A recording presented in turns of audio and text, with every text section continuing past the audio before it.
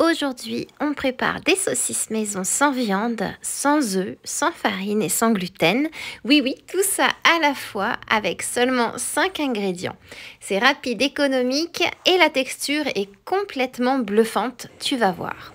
Alors, je commence par mélanger 50 g de graines de chia avec 60 ml d'eau et je laisse quelques minutes reposer, ça gélifie tout seul, c'est notre liant naturel, il remplace l'œuf et donne de la tenue à la pâte.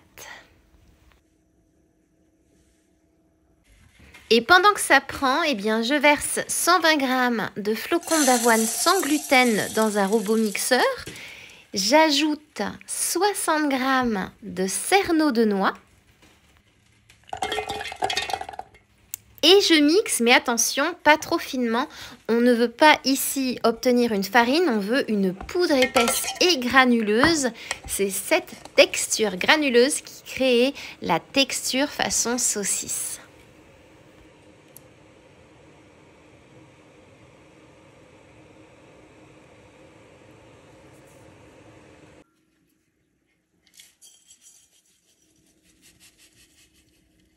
J'ajoute ensuite mes graines de chia gélifiées.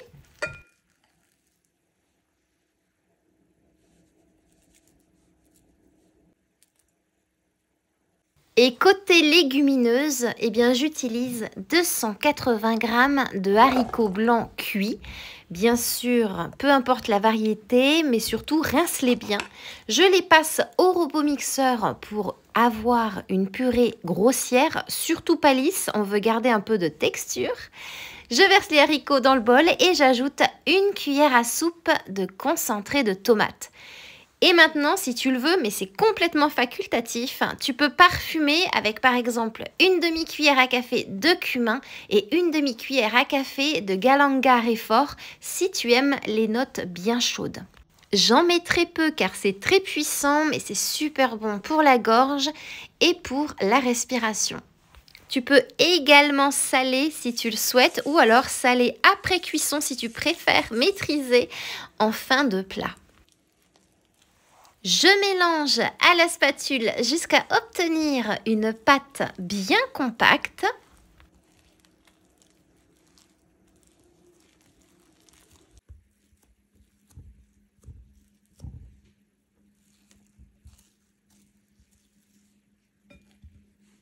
Puis, je divise cette pâte en 10 parts égales. Chacune pèsera environ entre 55 à 57 grammes.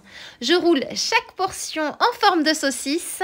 C'est rapide, la pâte se tient déjà très bien et n'est pas du tout collante.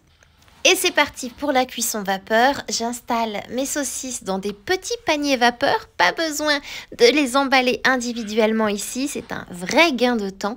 20 minutes de cuisson vapeur. À la sortie, tu vas voir, elles ont presque doublé de diamètre. Et surtout, très important, je laisse reposer 10 à 15 minutes après cuisson sans y toucher car elles sont encore molles en sortant et c'est tout à fait normal. Le repos va les faire durcir. Et quand elles sont prêtes, eh bien je finis ma cuisson à la poêle avec un tout petit peu d'huile, 40 secondes par face, pas plus, ça apporte de la couleur et cette petite saveur grillée comme une vraie saucisse.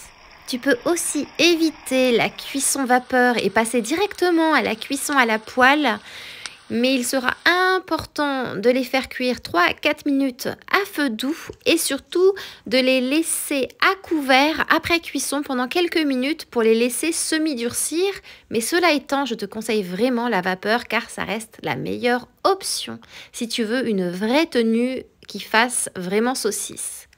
Et voilà, regarde-moi cette texture bien ferme, sans viande, sans œufs, sans farine, sans gluten, mais avec tout le plaisir en bouche.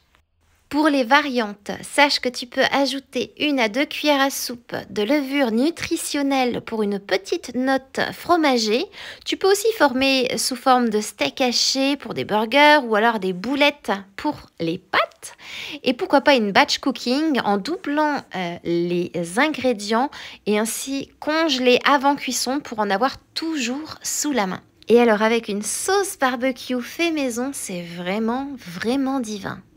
Tu peux aussi les servir en hot dog ou alors avec une purée maison ou bien encore une poêlée de légumes, de la moutarde douce ou un relish d'oignon par exemple.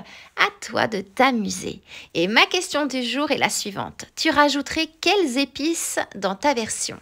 Hâte de lire ta réponse en commentaire et en attendant moi, il ne me reste plus qu'à te souhaiter une délicieuse dégustation.